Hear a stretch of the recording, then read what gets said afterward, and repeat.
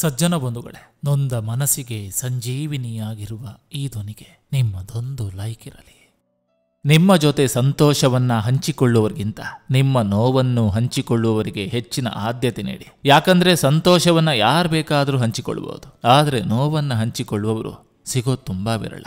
ಗುರಿ ಅನ್ನೋದು ಯೋಚನೆ ಅಲ್ಲ, ಅದು ಒಂದು ಪ್ರಯತ್ನ. ಸುಮ್ಮನೆ ಯೋಚಿಸುವ ಬದಲು ಒಂದು ಸಲ ಪ್ರಯತ್ನ ಮಾಡಿ ನೋಡು. ಜಗತ್ತಿನಲ್ಲಿ ತಪ್ಪು ಮಾಡಿ ಹಾಳಾದವ್ರಿಗಿಂತ ಹೇಳಿಕೆ ಮಾತು ಕೇಳಿ ಹಾಳಾದವರೇ ಹೆಚ್ಚು.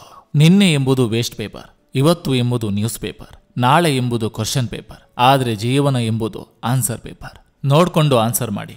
Life is beautiful. ನಮ್ಮ ಸಂಸ್ಕಾರವು ಒಳ್ಳೆಯದಾಗಿದ್ರೆ ನಿಶ್ಚಿತವಾಗಿ ಸಫಲರಾಗ್ತೇವೆ. ಯಾಕಂದ್ರೆ ಹಣವು ಕರೆದುಕೊಂಡು ಹೋಗದ ಶ್ರೇಷ್ಠ ಎತ್ತರದ ಜಾಗಕ್ಕೆ ಒಳ್ಳೆಯ ಸಂಸ್ಕಾರಗಳು ಮಾತ್ರ ಕರೆದುಕೊಂಡು ಹೋಗಬಲ್ಲವು. ಒಳ್ಳೆಯ ಸ್ನೇಹ ಎಂದರೆ ಅದೊಂದು ಪ್ರಜ್ವಲಿಸುವ ಜ್ಯೋತಿ. ಅದು ಕತ್ತಲಲ್ಲಿ ದಾರಿ ತರಬಲ್ಲದು, ಆಪತ್ಕಾಲದಲ್ಲಿ ನೆರವು ನೀಡಬಲ್ಲದು. ಪ್ರತಿಭೆ ಮತ್ತು ರೂಪ ದೇವರ ಕೊಡುಗೆ, ಕೀರ್ತಿ ಮತ್ತು ಹಣ ಮನುಷ್ಯನ ಸೃಷ್ಟಿ, ವ್ಯಕ್ತಿತ್ವ ಮತ್ತು ಅಹಂಕಾರ ನಾವೇ ರೂಪಿಸಿಕೊಂಡಿದ್ದು.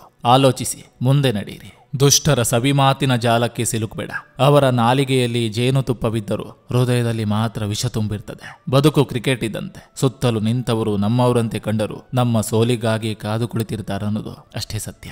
ಮನುಷ್ಯನ ಜೀವನ ಮೊದಲು ಗಳಿಸೋಕೆ ಹೋರಾಟ, ಗಳಿಸಿದ ಮೇಲೆ ಉಳಿಸೋಕೆ ಹೋರಾಟ, ಉಳಿಸಿದ ಮೇಲೆ ನೆಮ್ಮದಿಯ ಹುಡುಕಾಟ.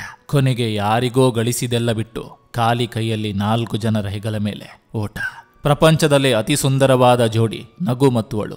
ಅವು ಯಾವತ್ತೂ ಭೇಟಿ ಆಗೋದೇ ಇಲ್ಲ. ಅಕಸ್ಮಾತ್ ಭೇಟಿ ಆದ್ರೆ ಆ ಕ್ಷಣ ಯಾವತ್ತೂ ಮರೆಯೋಕ್ಕಾಗಲ್ಲ.